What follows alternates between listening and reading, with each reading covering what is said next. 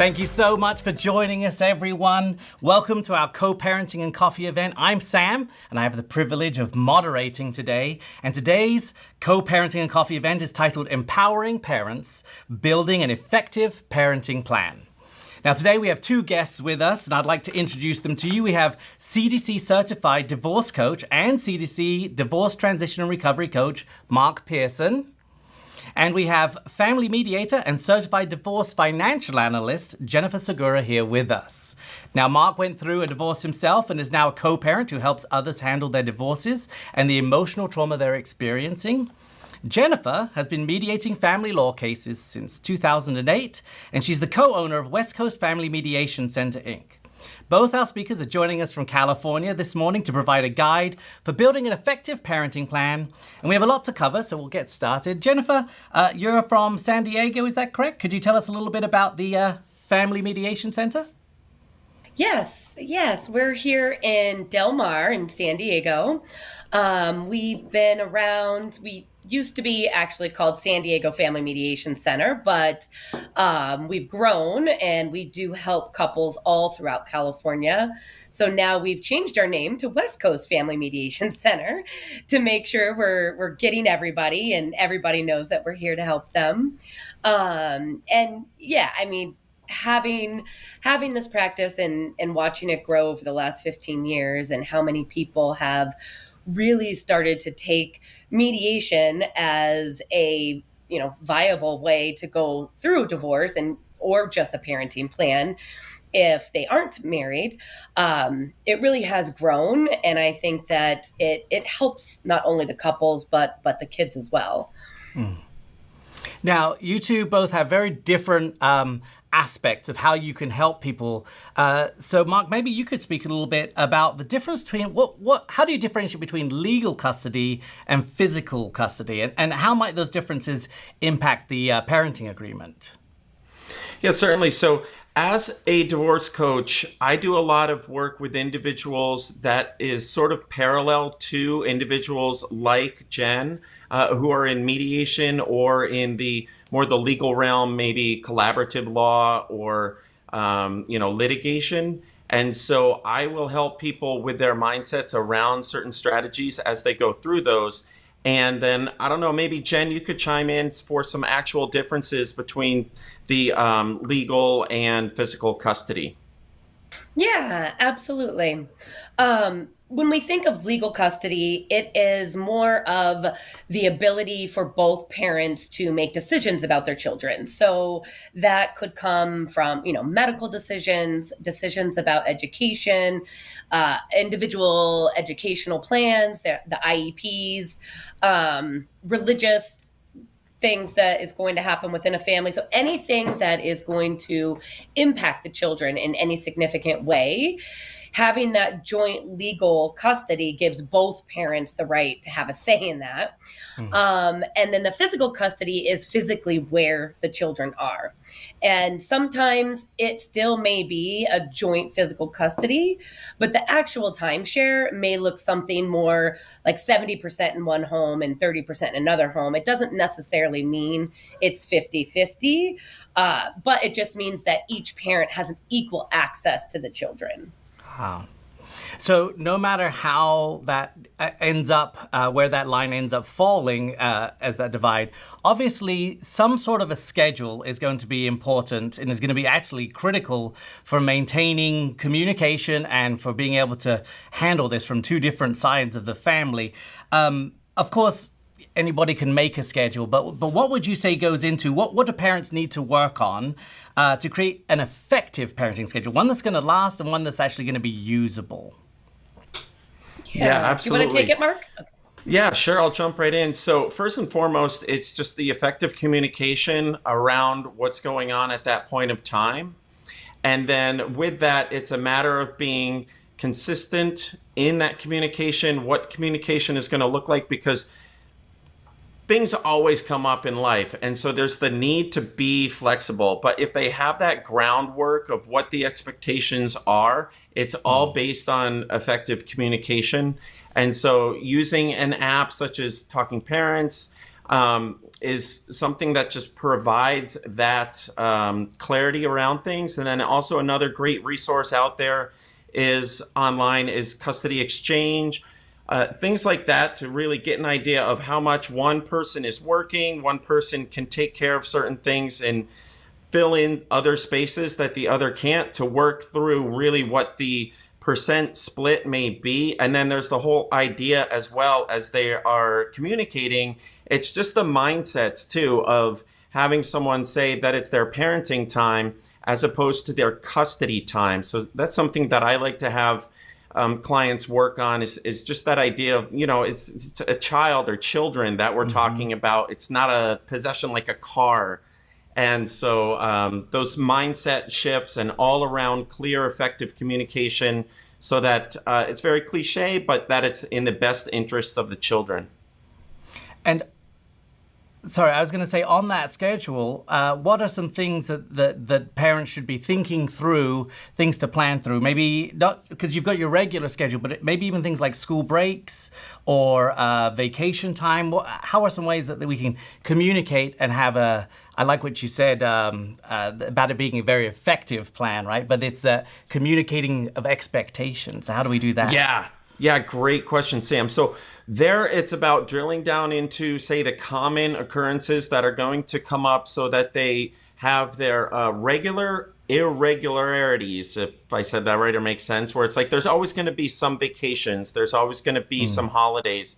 And so going through a list of what those look like, maybe there's some unique ones depending on someone's religion or what have you, but getting really clear on what all of those exchange times are going to look like through those kind of staple events so that it's just really laid out literally in black and white. And then beyond that, when life events happen, then they can go through the communication piece a bit easier and fall back on what's worked for them in black and white around parenting time with those special situations like holidays or school vacations.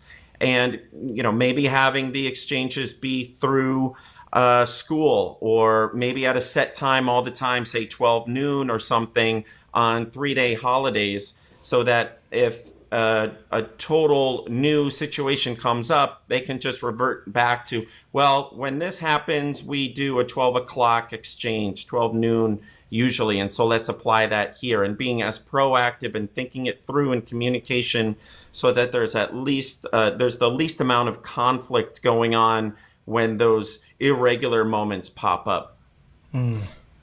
Yeah. So, Jennifer, if I could ask you then, speaking of education, since school is going to be a huge part of that schedule and of that agreement, what guidance would you have for co-parents discussing their children's education? What are some topics that might be a good idea to come to an agreement on? Well, I mean, one thing that we often have people when they first come in and the couples, whichever parent has been more at home with the child or children, there's often this desire to keep the kids in the same house through the school week.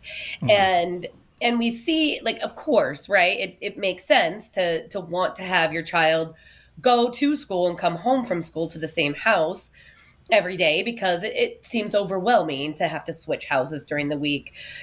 And while I think that there is a good reason and I understand the desire for it, on the flip side of that, I think it is always important that both parents are part of both the school time with the kids and the fun time with the kids. Because if one parent only has the school week, that means there's never a morning they get to wake up and have breakfast and go do anything fun. It's always going to be go to school, come home, do homework, make dinner, do, all of that stuff.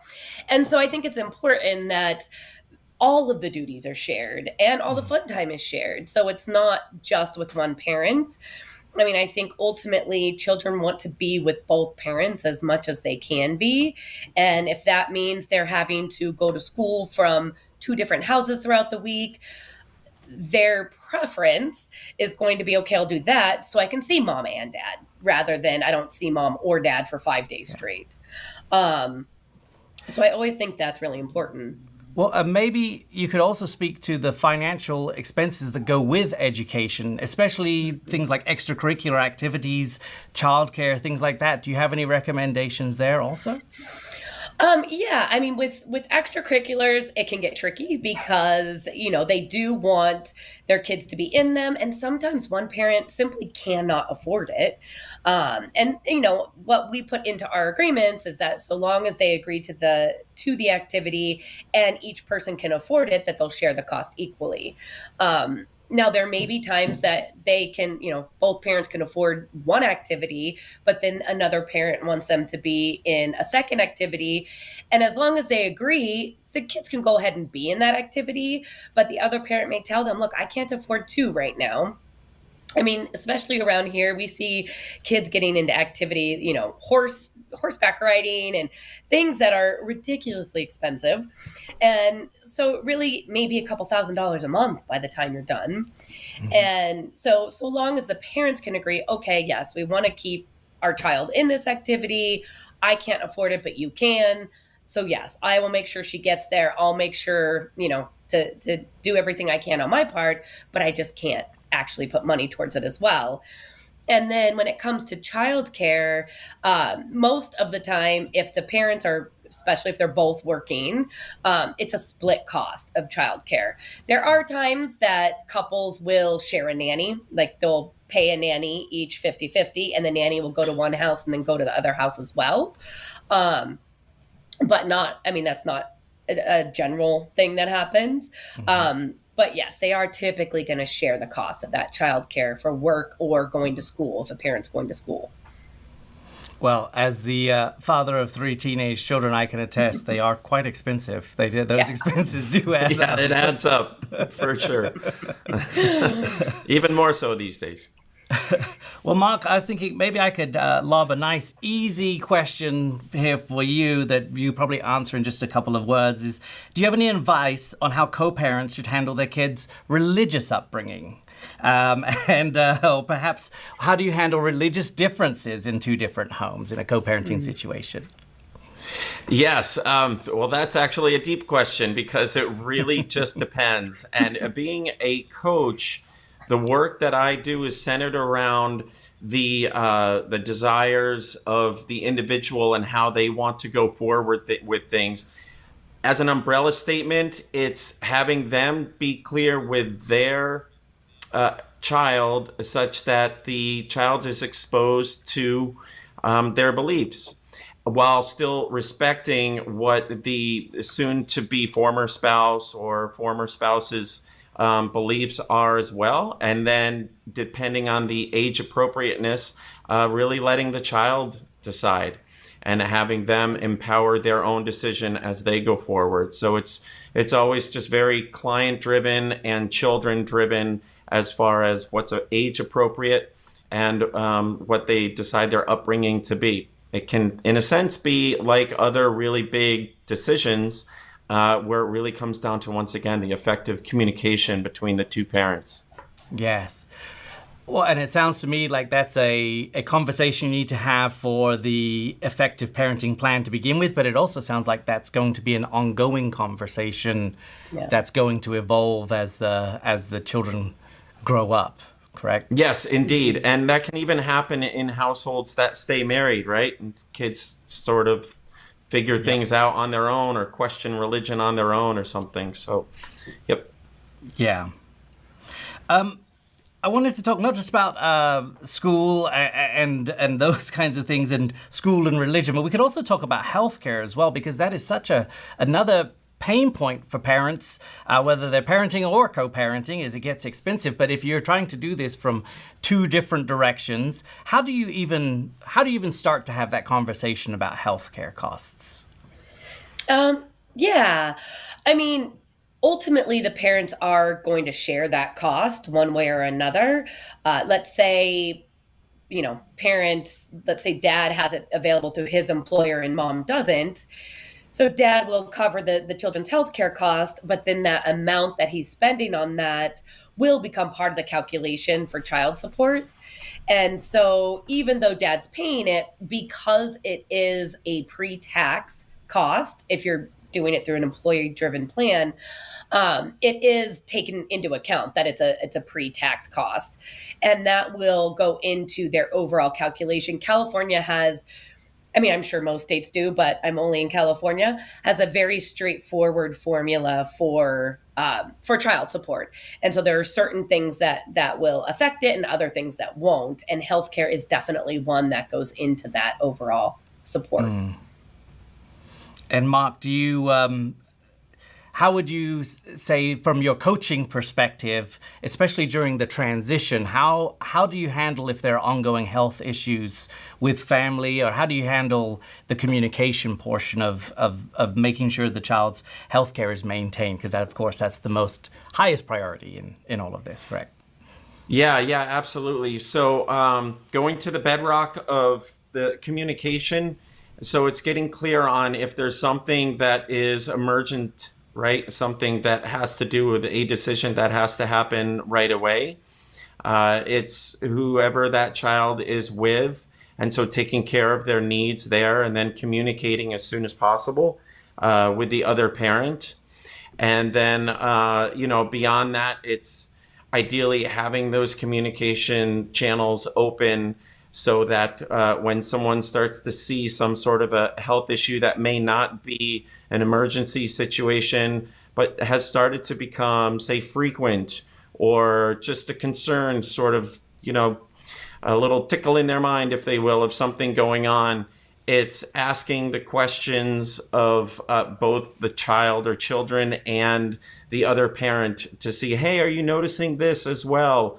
Or I've thought about this when so-and-so behaved a certain way, because this could certainly involve mental health as well, right? And so going back on the communication and where things just change and again are very age dependent on what the individual may see that their child is experiencing, and then finding them the resources that would be appropriate both on hand, like they have, like Jen said, through work, or finding resources that may be outside of work in either spouse's or former spouse's cases, and just getting the resources that children need, because it really does take a village, right? So right. Well, there are some difficult circumstances that can come up for anybody. And of course, one of those is going to be if one of the parents in a co-parenting situation has to relocate. So how do you, what's a good and effective strategy for communicating a plan for that? How do you assess the impact, and how do you figure out a way to do long distance co-parenting? Oh, yeah, the big one. Yeah, definitely. It's it's probably the hardest in any of the co-parenting plans that you would come up with. California years ago used to be, you can't leave the 7 surrounding counties of where the child was born, which still is a very large area, right? I mean, 7 surrounding counties could get you all the way up to Northern California.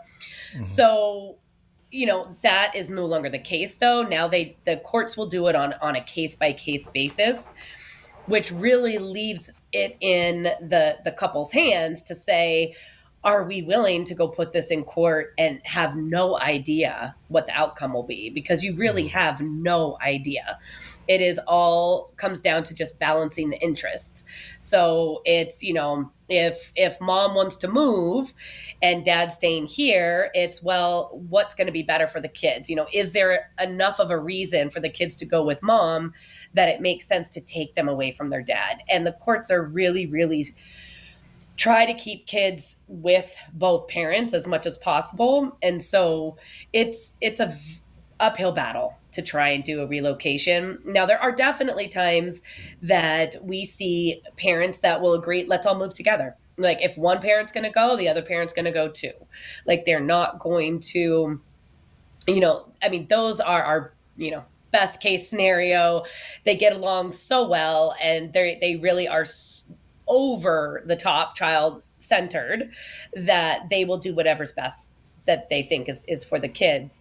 Mm-hmm. Otherwise, you do get into during the school year, they're with one parent, and then during Christmas break, spring break, summertime, they're with the other parents. Yeah, yeah, and if I could just stack on that, so it's certainly most ideal if the parents are able to stay within 20 minutes of each other, and so it's okay and it's normal to live apart, and having them still be within 20 minutes, what that affords the children is to have roughly the same friend group no matter what parent's house that they're at. And so it's not like a whole separate life. And so that's the ideal to kind of work around. And then after that, it's normalizing things. So like Jen was saying, if the children go to, say, even the other parents for the summer, they're out of state, it's normalizing that for them, that's the situation for them. And the mindset there is saying that you get to do something instead of you have to. And so with that normalization and just the opportunities that are created around whatever that situation is, and having that be as positive as an experience as possible so that the kids are able to have happy lives, happy kids in two homes, no matter where they are. That's really the ideal to search for. It's good. Do you have any tips on how to manage technology with your children in a co-parenting situation? Things like when's the right age to be able to get a smartphone, or your policies on social media for your children. Where does that conversation begin? How do you maintain that as part of your co-parenting plan? Do you want to go ahead, Mark? Well, sure. So for me, it's something that I speak with my clients about in again, age-appropriate manner. Some people are trying to hold off until 14, some 10 years old, and then some it's just completely normalized to have their kids on their phones early and even get their own phones very early. I think there's a whole nother degree of parenting that goes on today around social media, around the internet, around having parental controls on things. And so it's being very clear on where they are online, what they're doing, just talking with them about it, figuring out how they're using it, and knowing that there can be some real easy ways that kids can go off in tangent. But if they are using things with parental controls at a young age as much as possible, using things like YouTube Kids instead of YouTube, just giving those guardrails there and letting them know that there's also just a certain amount of time per day that is allowable, so that the kids are getting outside and interacting with other kids, or they're digging in the dirt, or they're playing sports, or whatever it may be, and really limiting that screen time at young ages and shutting it off at certain times when the kids get older. Family time, leaving the cell phone down. And so just communicating with the other parent what's going on in their house, and asking for the permission to have some continuity between the two homes so that it's not a total black and white experience of, say, the child bringing the cell phone to the other house and a whole new set of rules that might be going on. And it just leads to, it's one of the things that's most challenging these days, because it's also dynamic, even for teenagers, where the parents are together, and it's very case dependent. Yeah. How do you address it, Jen? Yeah, I mean, it is hard, right? Because depending on where the kids' ages are, if they don't have their own device or some way to get in touch with the other parent, most families, or I would say a lot of families now, don't have a landline at home. And so the only option is you have to call the other parent, or the other parent has to give their phone to the kids in order for the non-custodial parent to talk to their children. And that in and of itself can be difficult to make happen.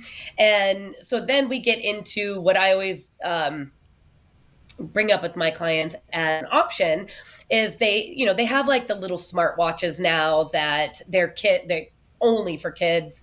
They may be able to have like 3 or 4 phone numbers on it, and they will, at least be able to call their mom and call their dad, but they're not able to get on to social media. That's really good. So this is it could also be quite an expensive proposition too, though, are these technology habits. And if we're doubling up those expenses by having the same technology at two separate houses, that's also, I guess, part of the conversation is going to be how you're going to budget for all of these things, correct? For their education, but if they're going to need electronics for their education also, and being able to prepare for all of those things as you make this transition plan. Yes. Okay, so let me ask another question then, and this is another difficult one. Much like how do we handle situations where one parent has to relocate? What do we do in situations? Do you have any guidance when it comes to future partners and navigating those introductions and the dynamics of new relationships being introduced into your family? That is So definitely right a out the difficult one gate, as well. yeah. And right out the gate, I like to suggest, invite clients to just take a breather on things and initially not even hopping into another relationship for 6 months. So to just have some time by themselves and internalize things and sort of do their own reset. And then after that, then even just consider things and move forward there. So I know that's not the case in a lot of situations or what have you, but that's an opportunity to not only have their own selves reset, but the children reset as well. And then slowly introducing them with just, small activities out and about, and to really allow the children to still have that home time, that connection with mom or dad. And therefore, it's less of kind of like set up as my time, the normal expectation being around the kid's time with a parent. And all of a sudden, there's this other person taking up this time, and a slow introduction to the new relationship. Yeah. And I mean, we often put it into our agreements that they won't date for 6 months or 12 months, whatever they agreed to, that the other parent will have the opportunity to meet the new partner if they want to prior to them being introduced to the parents, that there's always a conversation with the other parent so that they're not blindsided with the kids coming home and saying, "Oh, mommy, I met daddy's new friend Jill," or whatever the case may be, just so that, kind of what Mark keeps coming back to is it's that communication. It's making sure that you know about it before your kids do, and that you're not having, so when they come home and they talk about Jill, well, you know who Jill is, and it's not something that they see the shock on your face because you're so blindsided by it, then that makes them nervous, right? It's the whole idea of making sure that both parents are very grounded and stable, because that's how you make your kids feel grounded and stable. So it seems that we can even predefine some of these boundaries or role definitions, and even how we're going to possibly get professional support through this ahead of time, before any of this stuff even happens, right? Before we think about relocating, before we think about finding a new relationship or changing schools, all of that, a lot of this can be a conversation we can have ahead of time and get this into a plan so that we know what those definitions are going to look like when these life events do occur. So then, what would you say are the most important things? And Jay, maybe I'll start with this with you, but when it comes to communicating between parents regarding that shared custody and that co-parenting plan, what would you say is your top advice for the people who are joining us today? Keeping the kids out of it, right? Like making sure that all the conversations, the decisions are happening between the parents, and that they aren't spilling over into the children. that you're not asking the child, like, what did you do at dad's house? Or what did you do at mom's house? That you really are allowing each child to continue to see their parent through their own eyes, that you are not changing that vision for them to where they look at that other parent in a negative way at all. One thing that I forget whoever said it to me, but I think it's pretty powerful, right? Is that a child is 50% mom and 50% dad. So if they're constantly being told, dad's bad, I can't believe dad did this. Well, they, of course, are going to internalize that because half of them is dad. And so you're really like, it's thinking about what's coming out of your mouth before before it does, and allowing these children to just not be a part of it, because it is very clear that it's not the divorce, just simply a divorce, that hurts the children. It's the relationship between the parents that will hurt the children. Got you. Yeah, it's the ongoing conflict that really draws in the deep trauma on things, that ongoing conflict. And so, yeah, I mean, for me, it's goes once again back to the idea of communication. And so for everyone out there, I like to share the CIC technique. And so in their communications, to keep it clear, informative, and civil. And so clear and concise, informative, and civil. And so bringing it down to just like a business-like sort of communication with things, using a lot more facts, less adjectives and verbs to describe what may be going down the wormhole of emotions, and having those outlets, those emotional outlets elsewhere. But using that principle so that you're effectively communicating the message in as clear a way. It's just stating the facts, informative, and it's civil. So it's treating someone how they would like to be treated, and quite simply, saying please and thank you, things like that. Well, then let me ask just one last question, and Mark, I'll start it with you, but then Jennifer, if you could jump in as well with your thoughts on this. If you've now had this conversation and you've started planning out your co-parenting plan, and you've established some of these co-parenting policies, what is your advice for how to communicate this to your children? To the whole entire plan? Yeah, the ideas that you guys have come up with as a co-parenting agreement, the plan you've put in place and the schedules you've established, how do you start to communicate this to the children in an age-appropriate manner? Yeah, absolutely. So it's just being super routine, normal, mundane about things, that this is the way things are. So, I'm going to be picking you up after school today. And so they don't even need to see all the stuff that occurred to how you guys got there. And it's just developing into that routine, and where it's appropriate to have it literally in front of them. So maybe what their schedule looks like.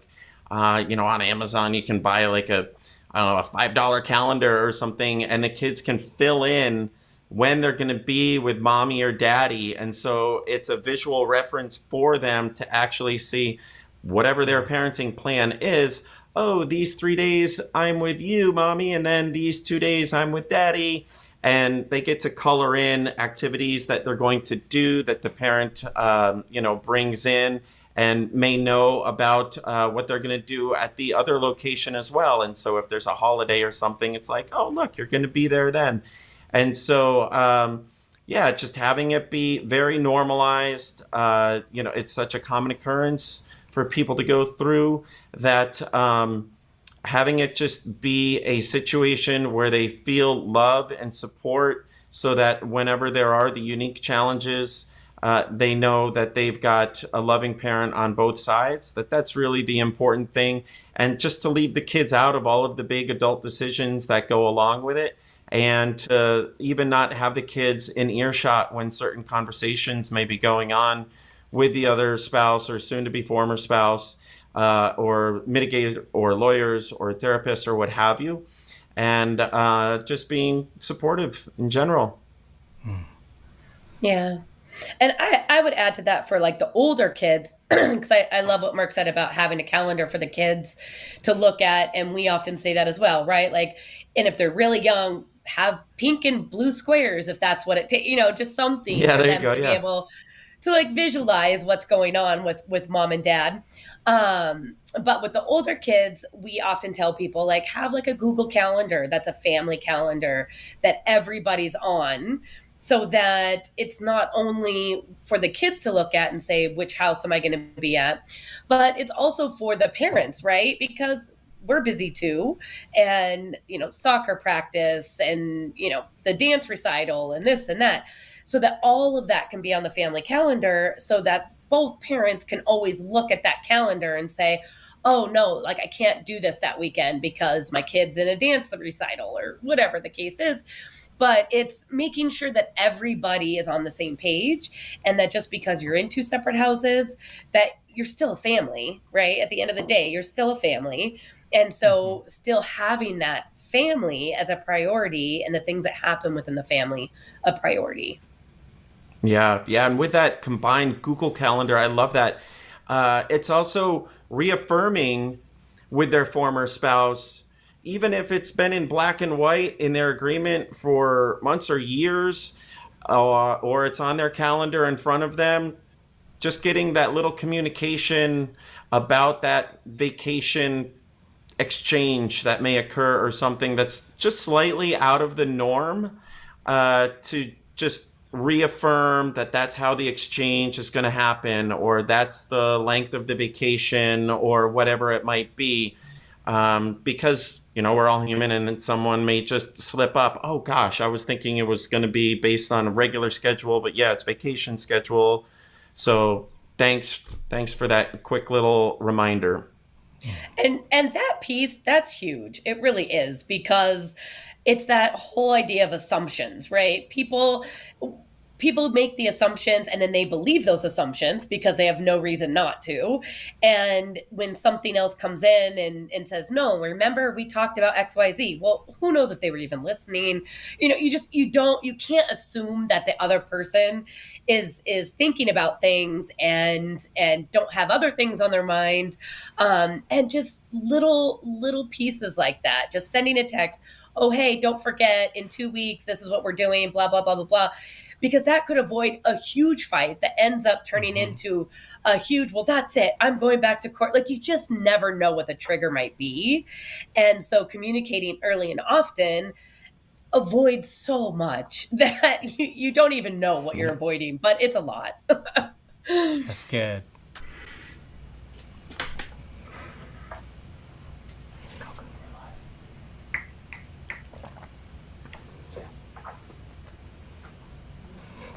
Excellent. Well, we've got quite a lot of questions and a lot of people joining us today. That's so fantastic. Mark, before I get to these questions, if it's okay with you, could you clarify again? You talked about a communication acronym that you use, CIC. Could you just, real quick, could you clarify that again for us? Absolutely. Concise, informative, and civil. And so it's brief, right? It's very concise, it's clear. Informative is it's just stating facts. It's leaving out descriptors and adjectives and opinions and feelings. And then it's civil. It's very businesslike. It's treating someone like you would want to be treated.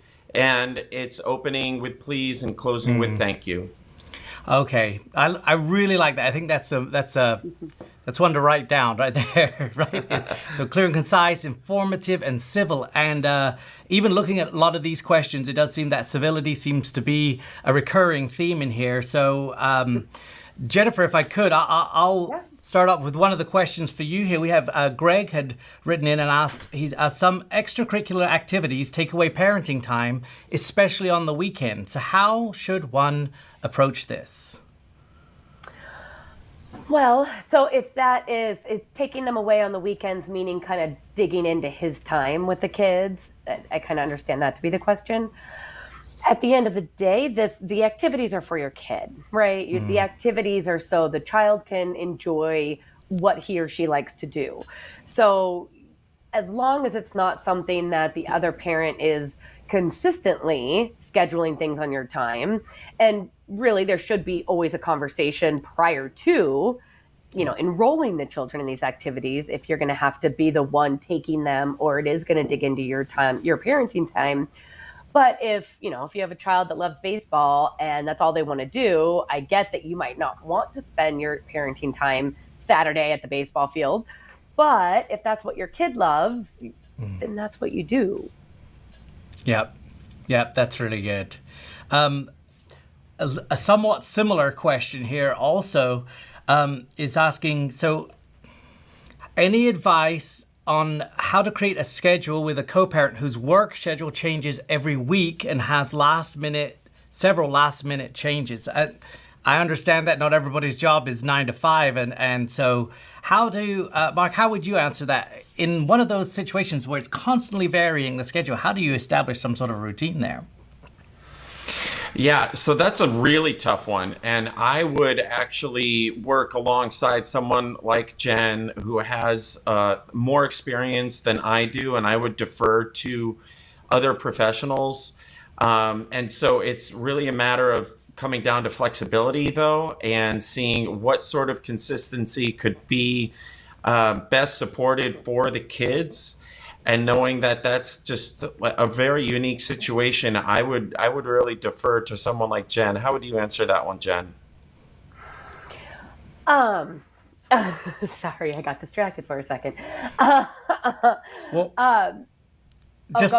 just talking about, I know for me, my schedule tends to change throughout the week quite a lot. And I'm not sure, it's tough enough at my house with kids going in every direction and all of their extracurricular activities to have some kind of a routine. And so in a situation like that, that's very difficult to plan for. Well, and it is.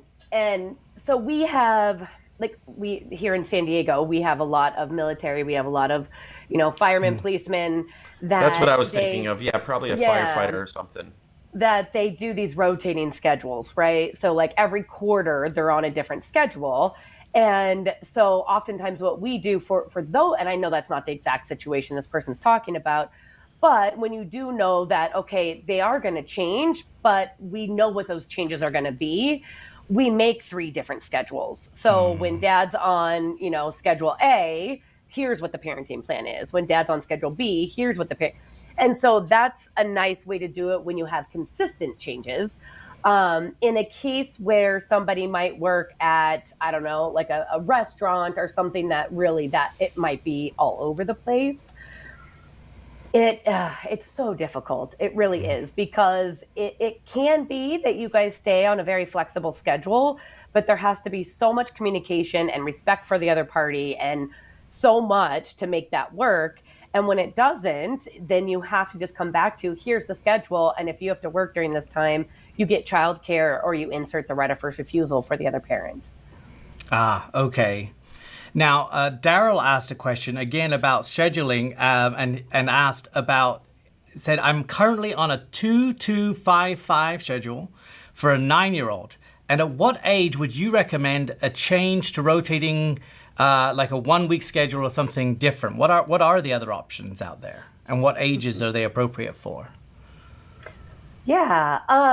So a 2-2-5 is basically where you would see the child, for instance, Monday and Tuesday with mom, Wednesday, Thursday with dad, and then Friday, Saturday, Sunday rotates between mom and dad.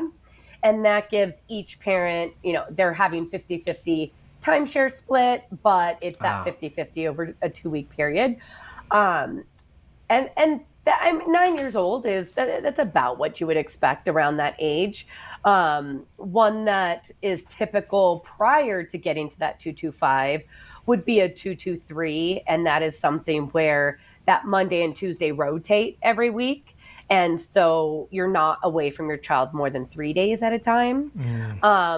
But I mean, typically in our practice, we don't usually see people moving up to a week on, week off until the kids are closer to teenage years.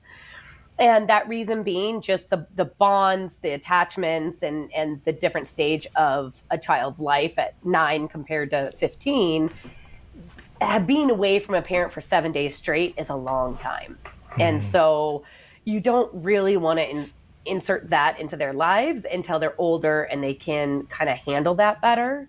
Mark, what do you see with those things?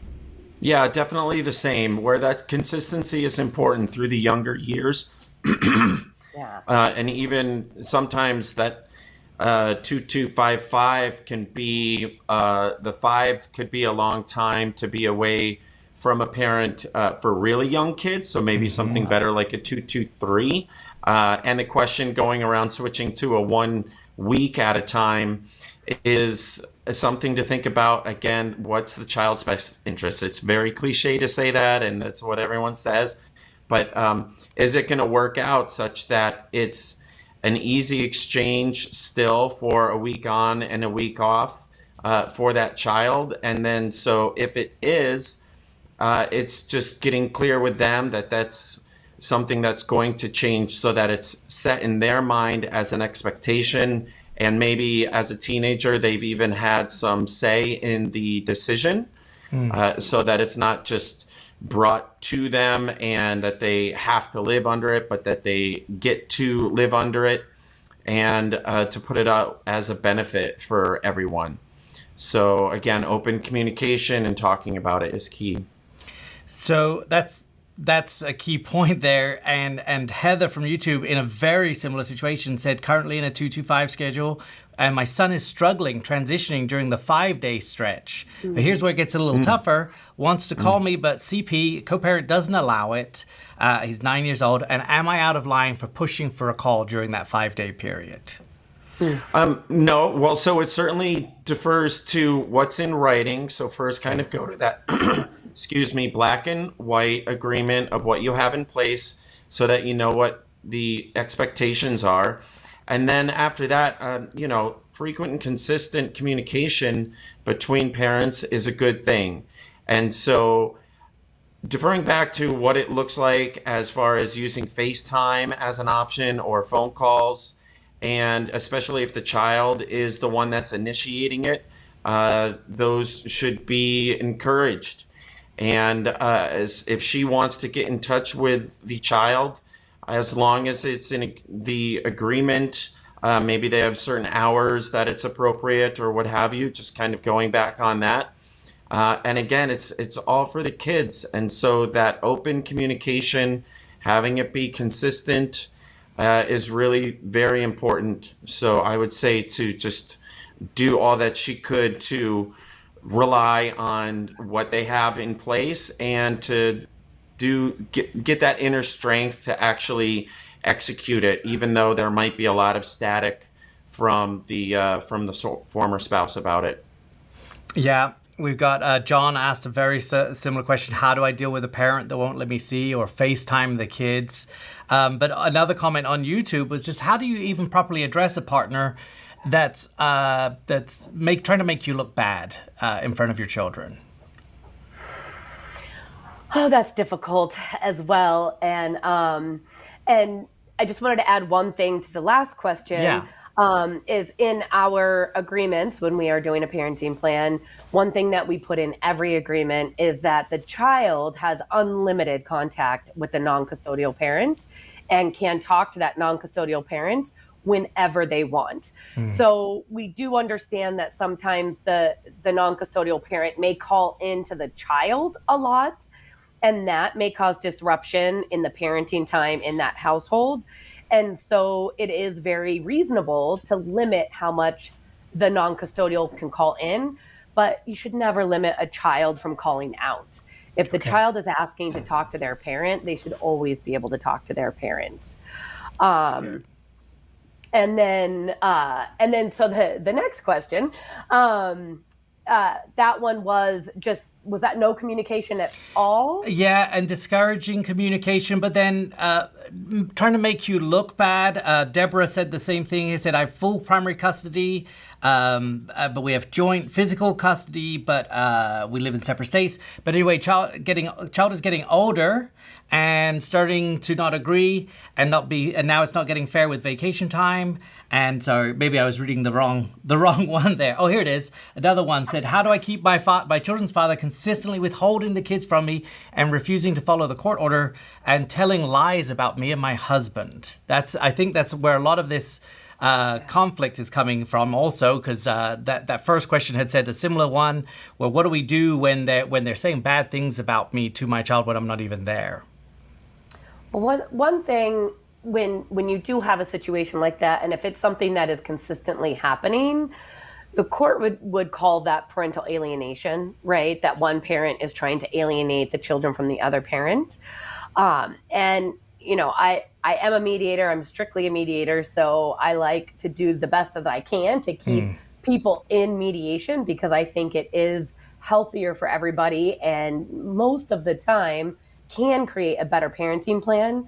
But when you start getting into those issues of parental alienation, parents not allowing children to contact their other parent, or not allowing them to see their other parent when there is a court order saying, these are the days that they need to be with the other parent, at that point, it's time to involve the courts, because the court does not like when parents are alienating their children from the other parent. And as much as I, will all day long say you can never be 100% certain what's going to happen in court. Court is always going to kind of be a crapshoot.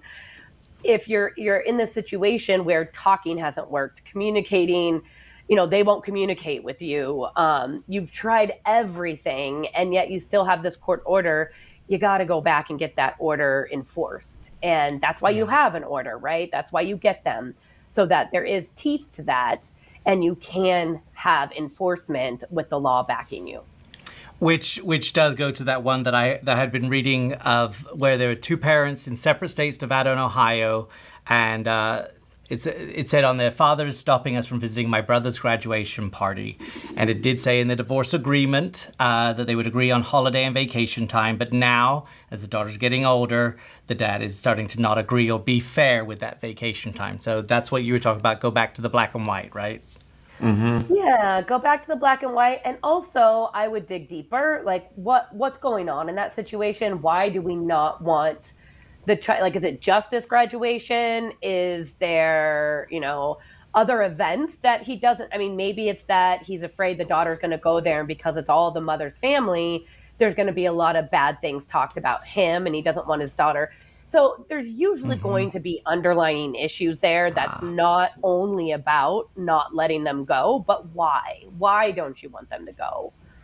Gotcha. Right. Yeah. And that's a significant life event. So it's a very reasonable thing to do, to request some out-of-state travel, or in-state if it's for a graduation, wherever it might be too. That's a significant life event. That's reasonable. And kind of going on what Jen was saying, it's important for the individuals to realize that because they can only control themselves, it's important to have their own mindset about things, and that they're working with their children in creating the best life for their kids, and that their former spouse not being in their control is someone that they are going to work through things with one way or the other. But the fact that they can only control themselves and their time with their kids, and putting their best version of themselves forward, so that their story is something that they're proud about sharing in present and in the future, and that their kids are going to tell about them.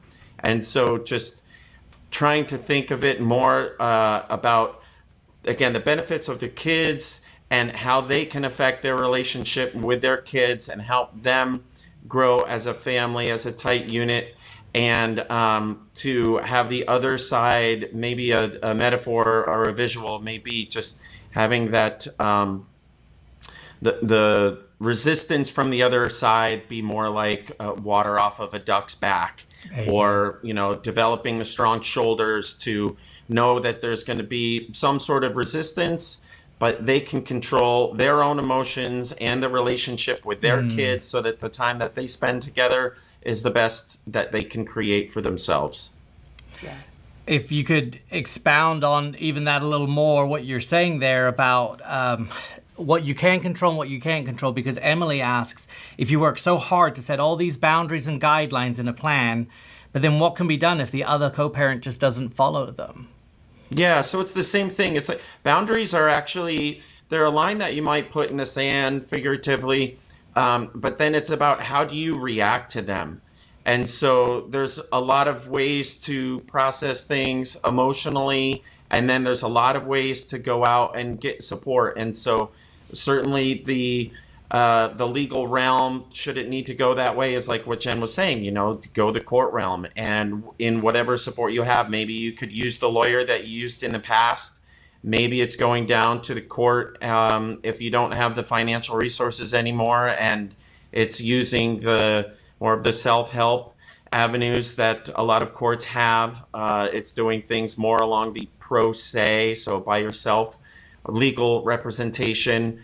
But then finding support groups, finding child therapists if they need, finding religious help, finding family help. So you're just building that support group around you. And that way, is, again, affecting the child's lives in the most positive way. Yeah. KP asked, and this is a very interesting question, what if one parent can't afford a lawyer, and then it feels hopeless when it comes to any kind of custody modification? She said, I often feel like I don't have a voice even though we share joint legal custody. Yeah. Mark had mentioned self-help, and there always are going to be certain things that a court will provide for a parent, right? In San Diego, again, not certain about other states, but in San Diego, we have the Family Law Facilitator's Office. So if you are in a situation where you don't have any means to go out and hire an attorney, you can go and speak with a facilitator when it comes to child custody. So they're not going to help with other aspects of the divorce, but they would help with the children, both support-wise and with their custody schedule. But in addition to that, if you can get the other party to come into a process like mediation, you can always, if both of you are struggling with things, I mean, maybe that other party is willing to cover the cost of mediation if it meant that things were going to run smoother afterwards. I mean, with a parenting modification, it typically isn't taking more than 2 or 3 hours to get that done, and more often on the 2-hour side. Okay. And so it's not terribly expensive to go in and do something like that with the mediator. You're paying one professional instead of 2 attorneys, that then ends up with a court order, court hearing that you have to go to court, and then you get an order. Like, all of that is very lengthy, which then of course is a lot more money because you're paying 2 professionals for all those hours. Whereas if you're paying one professional and it's only 2 or 3 hours, it's a lot less costly. So I mean, that is one way to try and go about it. So would you then recommend maybe mediation as a good route? Mike had asked, how do you create a co-parenting plan when the other parent alienates you? And how do you communicate with the other parent when they often won't reply, even to my messages in Talking Parents? So would mediation then be a good route?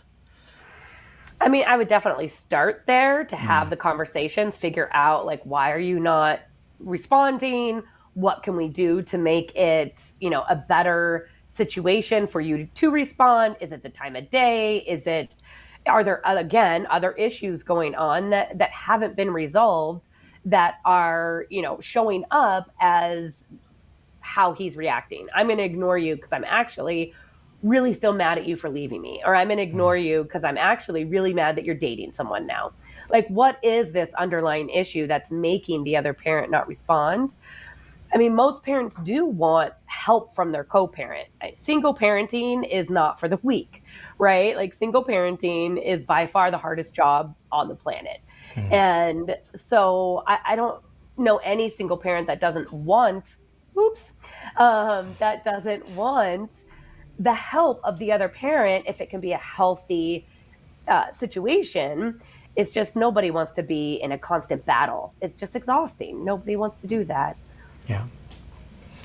Okay, we've got a couple of quite interesting questions here too. I'm curious to see where you take this. Liz asked, what's the biggest tip on creating an effective plan while one parent is active duty military?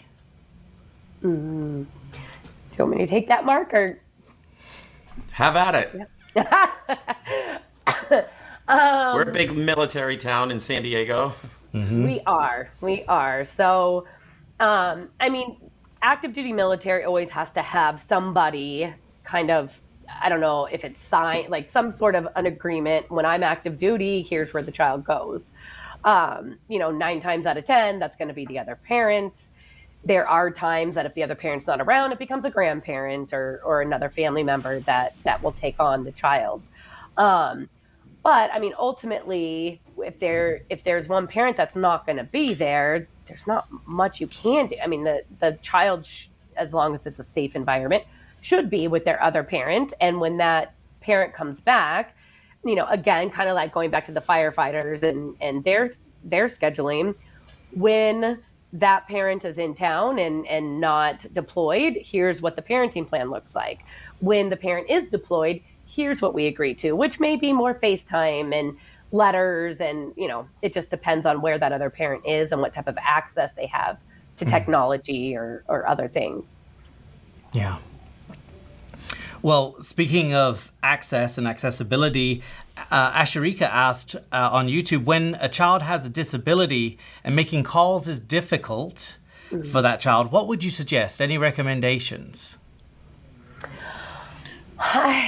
That's very specific, kind of getting into, there would probably need to be more conversation so we could understand, like, what are the options? Like, what different ways can the child communicate, right?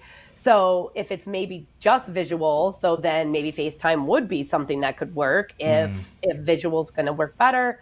Otherwise, I mean, it could be a situation where there is less contact when they're not with the other parent, just by virtue of it's not physically possible. But I mean, yeah, it gets difficult when you start getting pretty specific, because we would need to get more information and then work with the couple to brainstorm and see what can we do to make this work for all the parties. Right. Yeah. To see what sort of other resources could be brought in to help support that situation. Yeah. I mean, and it kind of reminds me, I had a child who was on the spectrum and was nonverbal. And so the parents, there was a device they used that he would type on to communicate with them just all the time. And I know when they went through the separation, Dad never had really learned how to use this device. It was kind of, the communication was always going through Mom. And so it became this learning curve for Dad, and he had to go learn how to use this device with his son. So while his son was with him, they could communicate. I mean, there's always going to be something that can be done. It's just a matter of, is that parent willing to do what's necessary so they can communicate with their child? Mark, maybe this is a good question for you, but because this is asking about a timeline issue. My husband, this is from Michelle on YouTube, my husband doesn't follow the scheduling plan, but the court order was 3 years ago. Does it still stand, or do I have to go back to court? It would still stand until anything is, overlaid on top of it, changes officially, or that if there was like a time horizon put into it. And so that's like my opinion on that. It certainly is delving into the legal realm again, and so not really giving legal advice or expertise on things. The way that I would work with her would be to ask to see the agreement, so to see how it's laid out and what the expectations are, and then just knowing that if it's still something that's enforceable, it could be something that she may want to go that route, and again, go the court route, and it could also be something that could be changed. All of this has to do with just agreements, and it comes down to the end where it's a legal route that they have to go, then so be it. And other times it's just communicating effectively and having the agreement of a new understanding. There's a lot of times where people tend to have their agreement or things in it relax, and it's relaxed in a good way, and therefore they don't have to go out and get things officially changed just to have it in the new black and white, but that there's new informal agreements that take place, and normal, not, I don't mean to say normal, but just other routine ways of parenting come into place that end up being more acceptable to both sides. Mm-hmm. That's really good. That's really good. Thank you.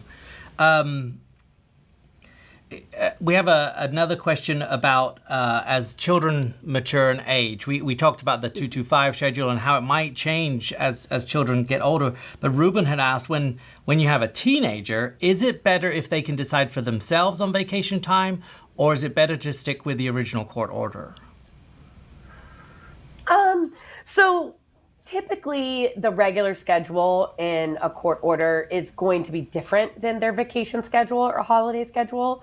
So there's usually, your regular day-to-day, then your holiday. And then in addition to that, the parents typically agree on, we each have 1 week a year, we each have 2 weeks a year, whatever it is that they agree on. And so they kind of all coexist together. Depending on the age and maturity of the child, I think it's okay to have their feedback. And it's more of a personal opinion, but I always find it's actually more difficult to give the children that control because it's putting a lot on their shoulders as a child. Sometimes we'll have parents with a 14 or 15-year-old that will say, well, we'll just let her decide because, she's old enough to decide where she wants to be. So now we've given this 14-year-old the pressure of figuring out how much time should she spend with mom and how much time should she spend with dad. And is it the right amount of time? And am I, not, am I hurting dad's feelings? Am I hurting? That's too much pressure for a child. And so it's always better until they are 17, 18, it's better to give them the structure and then allow flexibility to that structure, but just giving them the reins and telling them, yeah, you can choose. First, a lot of teenagers don't want to go many places, I just want to stay home with my friends.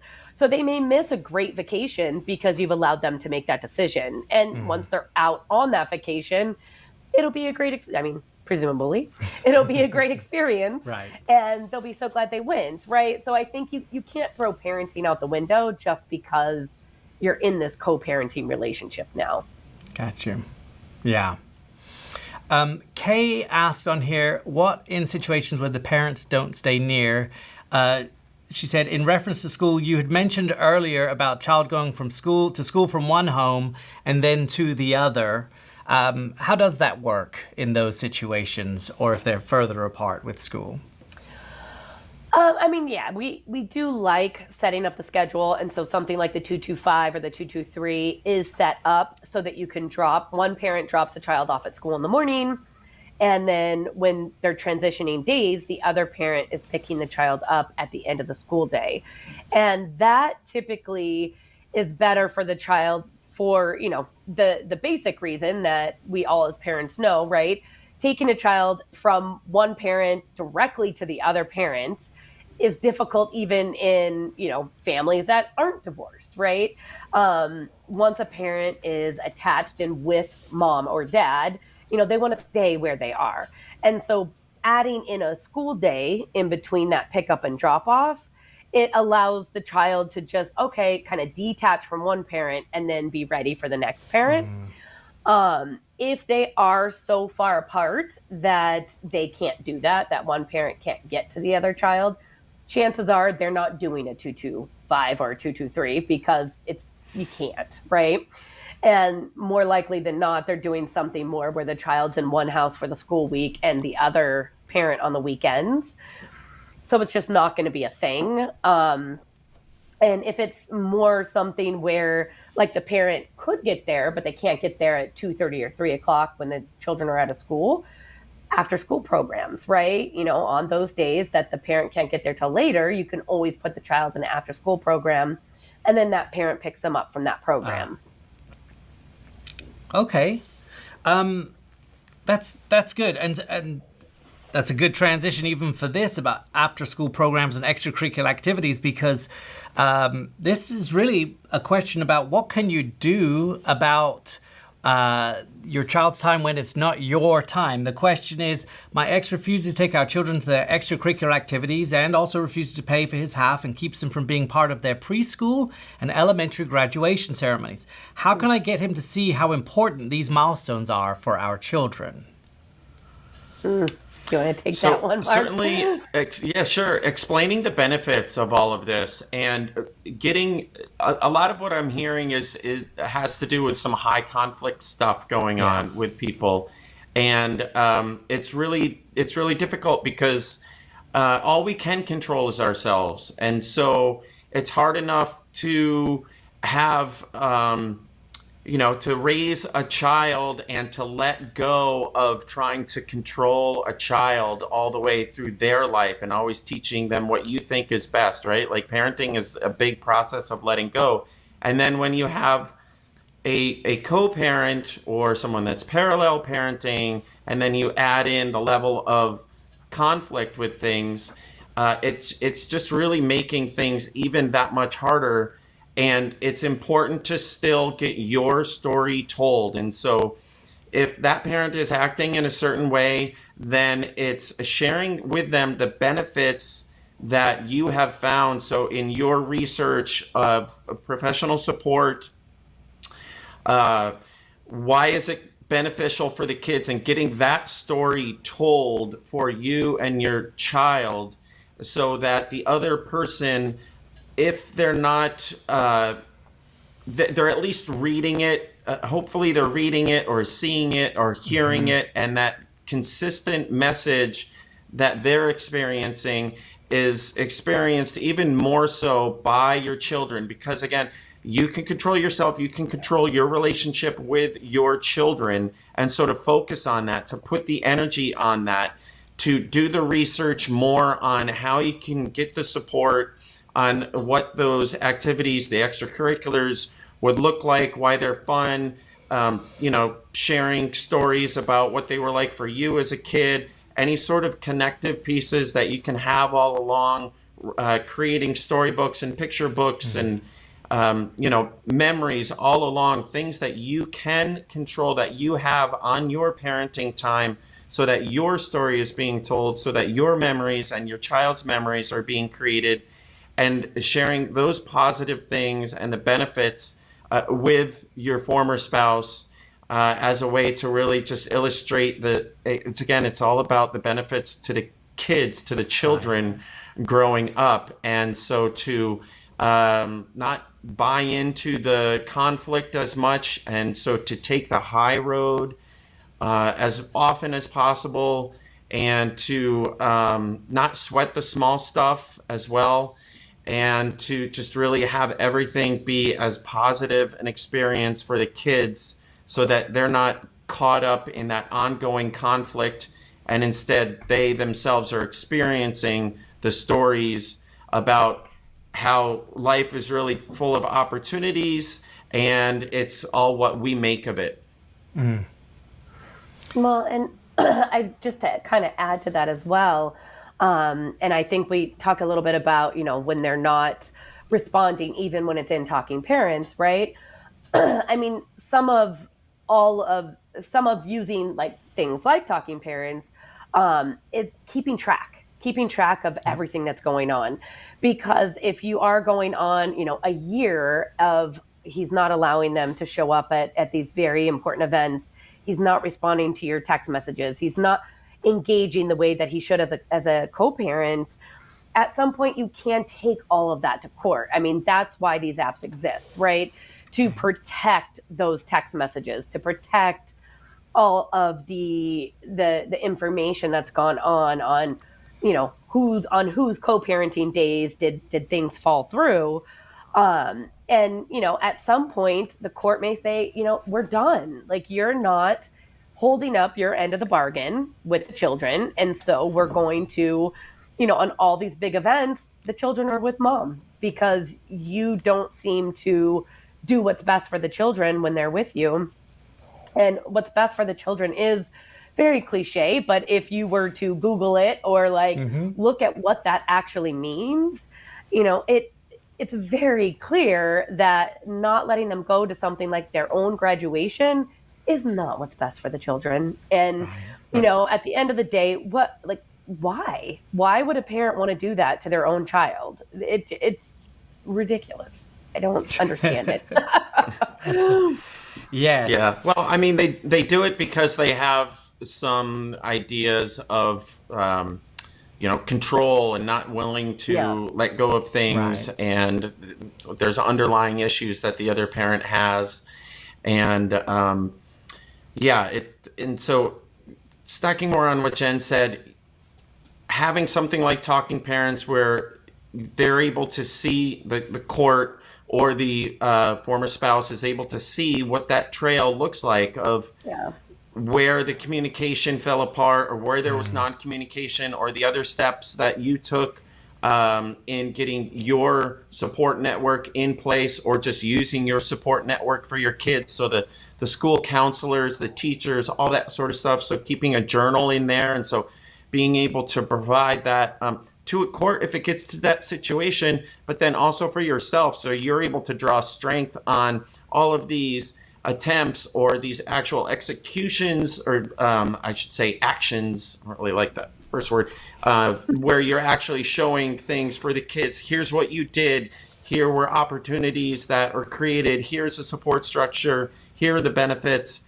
And so listing them out is a way to see them physically for you, and then also to share all of those things with your children that are appropriate to share. And maybe it's outside of the app, but knowing that you've resourced it as, I took you to soccer practice 15 times last year. So you're just able to draw on that as like memories in your conversations with your kids. And I think that's the big thing too, is this is all highly emotional stuff. And when you're highly emotional, Absolutely. you tend to forget things. And so having the ability to have those facts in front of you so you don't forget. And like Mark said, when you're having that concise, informative communication, making sure that you are using facts and you're not elaborating on something that didn't really happen because you don't really remember what happened. You just kind of remember what happened. Taking advantage of the tools that are out there, because there's a lot of them, and just making sure that you utilize those tools, even if it doesn't do anything right now or for today or for this weekend. Eventually, at least you are setting yourself up for success at some point in this relationship. Yeah. Well, unfortunately, we're not running out of questions, but we are running out of time. And let me just say, I and all of our viewers are so grateful to have this wealth of wisdom that you're bringing to us. That's why there are so many fantastic questions coming in here. Maybe just one or two more last questions. But Veronica asked, she said, how do you manage financial obligation on extracurricular activities during summer holidays or summer camp programs, things like that, the things you weren't expecting? Do you have any tips or advice for people on how to manage those expectations? We do add those into all of our parenting plans. So we kind of take the position that more is better.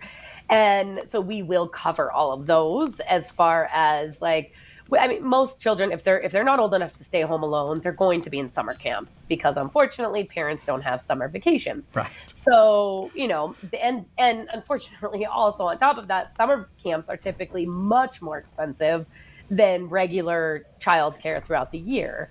And so getting something in place that we know, like whether or not it's okay, I'll pay for one camp, you pay for the next, or it just kind of goes into that same bucket of the extracurricular activities, the out-of-pocket medical. I mean, there should be something in place for how they share these expenses. again, using the apps, right? A lot of the apps offer ways for people to maintain a list of ongoing expenses so that they can reconcile that either monthly or quarterly or whatever it is. But part of making sure that you know what you're going to share is having all of that discussed and outlined in that parenting plan so that, there's a handful of things. Here's what we know we're going to share. If it's anything that's not on this list, we need to discuss it before we go and pay for it if we want to be compensated for half of it. Yeah. Okay, that's so good. Listen, we've absolutely run out of time, but the title of today's co-parenting and coffee event was Building an Effective Parenting Plan. And I think what you guys have provided today has been some really practical, usable advice, and I really do appreciate that because I think the idea of getting a schedule together and a co-parenting plan on paper is easy, but in practice, there are so many different varieties of things to think about, so many little nuanced things that just are easy to not even think about until you're actually face to face with it. And so what you've given us today, I'm so grateful.